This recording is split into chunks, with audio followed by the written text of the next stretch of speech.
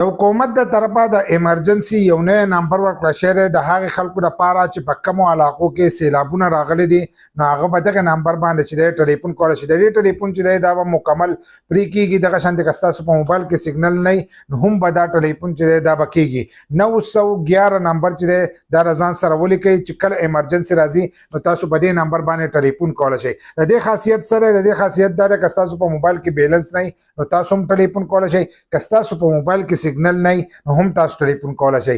څنګه به کوئ لکه ستاسو سره اوس ټیلنار سیم دی او د ټیلنار ټاور چې دی دا وړی شوي یا حادثه راغلی هغه خرابې شوي او هغه کار نه کوي نو که په دغه علاقه کې د زونګ ټاور ولاړی نو هغه به ډایرکټ ستاسو موبایل چې دی هغه به د زونګ سره یو ځای کېږي. دغه شانتې که د یوپون ولاړی نو د یوپون سره به یو ځای کېږي. که د جیز ولاړی نو د جیز سره به یو ځای کېږي او تاسو به خپل ایمرجنسي کال چې دی دا به کولی شئ.